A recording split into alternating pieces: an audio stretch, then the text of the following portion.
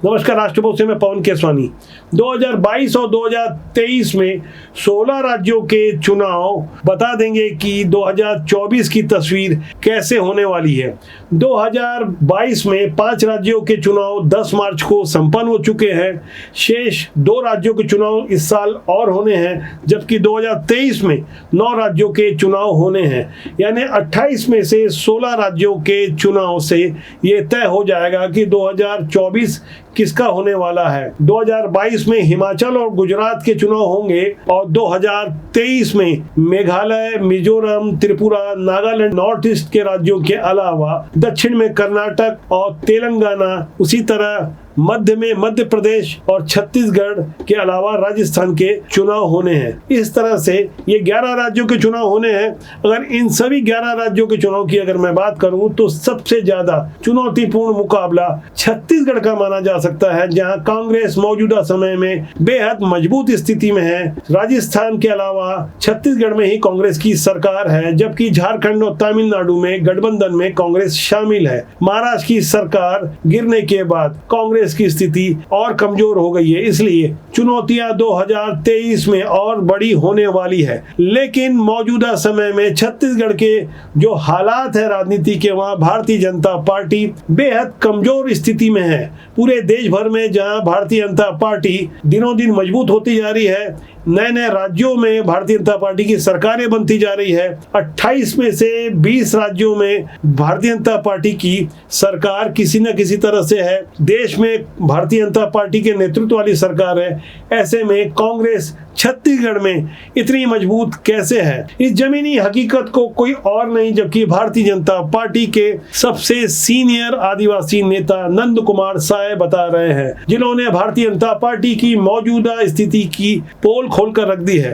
नंद कुमार साय संयुक्त मध्य प्रदेश में भारतीय जनता पार्टी के अध्यक्ष थे। छत्तीसगढ़ निर्माण के बाद 2001 में पहले नेता प्रतिपक्ष बने, उनके ऊपर लाठीचार्ज हुआ। अप्रैल 2001 में नेता प्रतिपक्ष रहते हुए उनके पैरों की हड्डियां तोड़ी गई। उस समय कांग्रेस के मुख्यमंत्री अजीत जोगी थे, जिनके विरुद्ध नंद कुमार साय खोलकर नकली या फर्जी आदिवासी होने का आरोप लगाते थे। नंद कुमार साय अनुसूचित जनजाति आयोग के राष्ट्रीय अध्यक्ष रहे हैं। राज्यसभा, लोकसभा, विधानसभा हर जगह प्रतिनिधित्व कर चुके हैं, विद्वान हैं। ऐसे में वे जो बात कहते हैं उनकी बात के बहुत गहरे मायने होते हैं। 2018 में विधानसभा चुनाव के पहले उन्होंने लगभग भविष्यवाणी कर दी थी और अपनी नाराजगी भी खुलकर दिखाई थी। वो सारी बातें मैं आज खुलकर आपके सामने प्रस्तुत करूंगा। इससे पहले 2 दिन पुराना नंद कुमार साय का ये जो बयान है, ऐसे समय में आया है जब भारतीय जनता पार्टी की राष्ट्रीय कार्य समिति की बैठक हैदराबाद में होने जा रही है,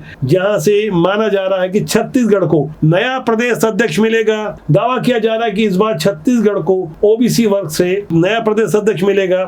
यह तो भविष्य की बात है, लेकिन नंद कुमार साय ने राष्ट्रीय कार्य समिति की बैठक के पहले खुलकर जो बातें कही है उसे आप ध्यान से सुनिए। समय अब नहीं है, हमको ये सारा बात भी चर्चा भी बहुत शीघ्रता से करनी चाहिए और कोई नतीजे पर पहुंच करके जो अग्रेसिव लोग हों उनको सामने रख करके पार्टी को कैसे ताकतवर और सुदूर क्षेत्रों तक, सारे जगहों तक इसको मजबूत पार्टी के रूप में खड़ा कैसे किया जा सकता है, इसकी तत्काल कोई न कोई योजना पर अंतिम निर्णय लेने की आवश्यकता है। और लोग भी हैं और चर्चा हो रही है और इस तरह की बातों को रखेंगे कि भाई मुख्य बिंदु है, मुख्य विषय जो है आने वाले चुनाव में पार्टी को विजयी दिलाना, ताकतवर बनाना। अब उसमें कैसे क्या हो सकता है, अभी तक की क्या स्थिति थी, ये सारी बातें सामने होंगी और जिन जिन लोगों से चर्चा हो रही वो भी इस विषय, इस बिंदु को कर रहे हैं। जैसा आप बता रहे थे कि संगठन को भी कुछ चेंज किया जा सकता है, इस तरह की कुछ बातें भी उठ रही हैं। तो इसलिए कुल मिलाकर के समग्र दृष्टि से पार्टी को ताकतवर कैसे बनाया जाए, हर एंगल से उस पर विचार होना चाहिए। यहाँ आपने गौर किया होगा कि नंद कुमार साय कह रहे हैं कि आक्रामक नेता की जरूरत है जो सुदूर तक जा सके, अपनी बात रख सके। और उन्होंने साफ तौर पर यह भी कहा कि यह देखा जाना चाहिए कि किसको कितना वक्त मिला और किनको अवसर मिलना चाहिए। वक्त वाली बात पर यह बात स्पष्ट होनी चाहिए कि विष्णुदेव साय जो मौजूदा समय में अध्यक्ष है भारतीय जनता पार्टी के छत्तीसगढ़ के, वे तीसरी बार अध्यक्ष बनाए गए हैं। क्या भारतीय जनता पार्टी के पास और कोई नेतृत्व नहीं था जो एक ही व्यक्ति को 3 बार अध्यक्ष बनाया गया? आरोप लगे कि यह साफ साफ डॉक्टर रमन सिंह के इशारे पर हो रहा है, क्योंकि विष्णुदेव साय डॉक्टर रमन सिंह के ही खेमे के माने जाते हैं और नंद कुमार साय अपनी बात साफ गोई से रखने के लिए जाने जाते हैं। नवंबर 2021 में भी उन्होंने जो कुछ कहा था अभी की तरह खुलकर आक्रामक नेता वाली बात भी कही थी और उन्होंने अपने इरादे साफ कर दिए थे। क्या कहा था, इस पर भी आप गौर करें कि नंद कुमार साय लगातार ऐसा क्यों कह रहे हैं। एक ऐसा लीडरशिप चाहिए, वो तय करेगी पार्टी हाई कमांड। जो अभी बहुत स्थिति कमजोर हो गई है बीजेपी की, उसको मजबूत और ताकतवर कैसे बनाया जाए। जनजातियों की भूमिका बाहर होगी तब ये प्रदेश में काफी कमजोरी आ जाएगी। सबकी भूमिका को एक साथ जोड़ करके इसको ताकतवर बीजेपी बनाने की जरूरत है। बिलासपुर में दिया गया उनका यह बयान अभी वाले बयान की तरह ही है, लेकिन अक्टूबर 2018 में यानी विधानसभा चुनाव के एन पहले शायद ये अनुभवी नेता समझ चुके थे कि पानी सर से ऊपर बहने लगा है, यानी 15 साल की सत्ता का समय पूरा हो गया है। ये वही दौर है जब कंगना रनौत को छत्तीसगढ़ बुलाकर स्मार्टफोन बांटे गए थे। कंगना रनौत ने जिस तरह से स्मार्टफोन बांटने में अपना सहयोग दिया था, तब उंगलियां उठी थी कि छत्तीसगढ़ का किसान क्या चाह रहा है, छत्तीसगढ़ का आम ग्रामीण क्या चाह रहा है और छत्तीसगढ़ की जनता आखिर क्यों 15 साल के शासन से उकता गई है। यह बातें उस समय नंद कुमार साय को शायद साफ साफ समझ में आ गई थी। आप उनके उस पुराने वाले बयान को भी एक बार गौर करें कि आखिर छत्तीसगढ़ की मौजूदा राजनीति में नंद कुमार साय होने के क्या मायने हैं। टिकट तय करने में एक तो सारे सीनियर और नए लोग भी जो उत्साही हैं, जो सक्रिय हैं, उन सबको बिठा करके सबकी राय मशविरा से और क्रूरतापूर्वक टिकट तय करना चाहिए जो जीत सकता है।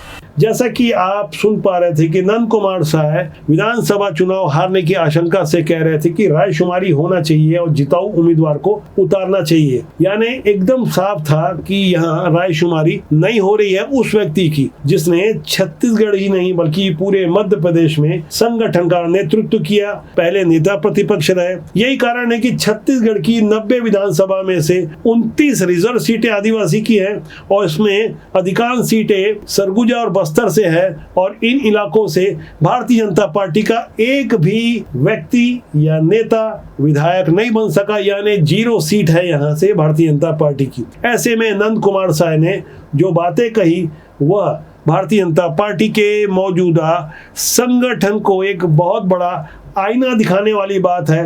विधानसभा चुनाव हारने के 43 महीने बाद भारतीय जनता पार्टी को नया प्रदेश अध्यक्ष मिलने जा रहा है। बहुत जल्दी इसकी घोषणा होने वाली है, लेकिन मौजूदा समय में जो संगठन के हालात हैं उन्हें समझने के लिए बालोद जिले के दल्ली राजरा मंडल को समझना होगा, जहां के मंडल अध्यक्ष ने जिला अध्यक्ष कृष्णकांत पवार के रवैये से तंग आकर इस्तीफा दे दिया।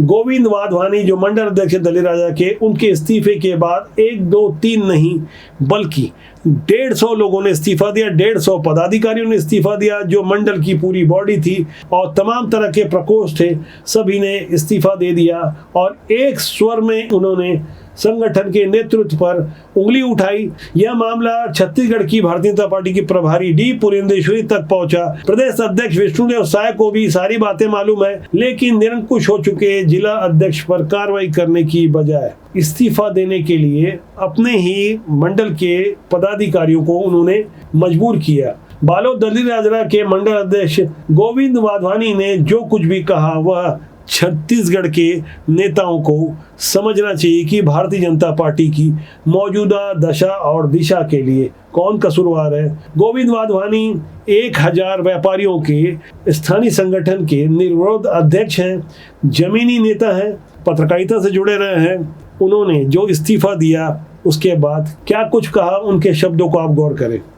भारतीय जनता पार्टी के मंडल अध्यक्ष पद से इस्तीफा दिया हूं और मेरे मना करने के बावजूद भी मेरी पूरी टीम ने महिला मोर्चा, युवा मोर्चा, अल्पसंख्यक मोर्चा, अनुसूचित जाति मोर्चा सभी ने मेरे इस्तीफे के बाद अपने अपने पदों से इस्तीफा दे दिया है।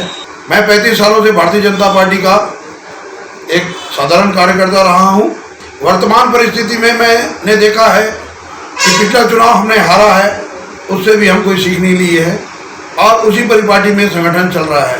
कार्यकर्ता और पदाधिकारी भारी दबाव में है और उनका मान सम्मान भी नहीं रखा जा रहा है।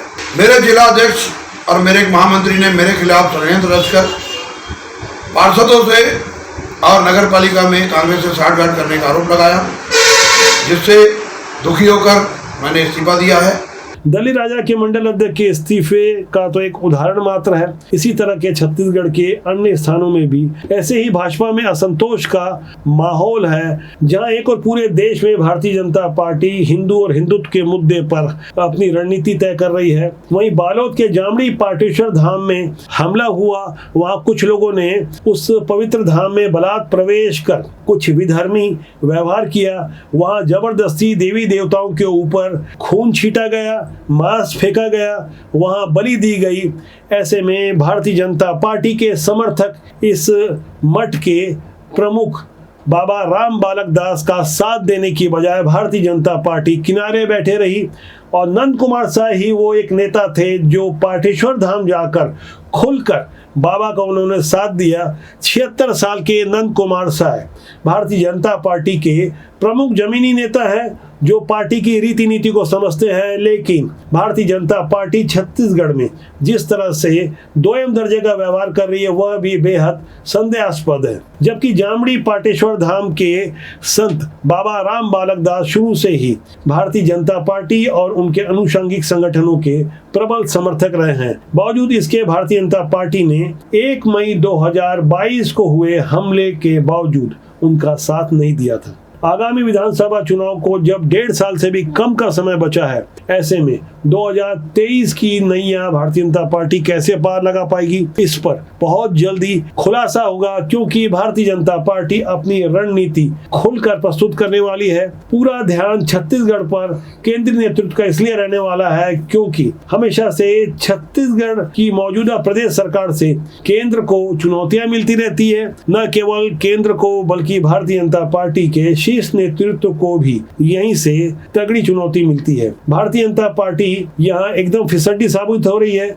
ऐसे में देखने वाली बात होगी कि मौजूदा समय में 52% ओबीसी मतदाता और 31% आदिवासी जनजाति लोगों को साधने की चुनौती है, जबकि 11% अनुसूचित जाति के मतदाता यहाँ निवास करते हैं। ऐसे में सोशल इंजीनियरिंग का एक बहुत बड़ा फार्मूला चला जाना है। हमारे पास वो रणनीति की जानकारी भी है।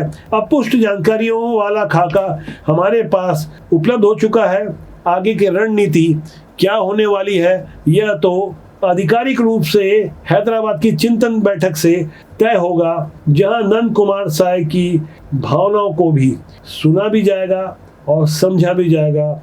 इसी लाइन पर आगे कुछ बहुत बड़ी घोषणा होने वाली है। नंद कुमार साय ने सितंबर 2021 में बस्तर की चिंतन बैठक में आदिवासियों के ढोल वाद्य यंत्र को किस तरह से प्रस्तुत किया था और अपनी बातें किस ढंग से रखी थी, वह भी आप अंत में देखिएगा। फिलहाल मैं आपसे यही गुजारिश करूंगा कि राष्ट्रबोध के जनमंच को आप सब्सक्राइब नहीं किए तो सब्सक्राइब कर लीजिए और कमेंट बॉक्स में जाकर अपना मार्गदर्शन देंगे तो हम कुछ और ज़्यादा बेहतर कर पाएंगे। फिलहाल आप नंद कुमार साय जी का वह ढोल वाद्य यंत्र में मस्ती भरा नृत्य देखिए।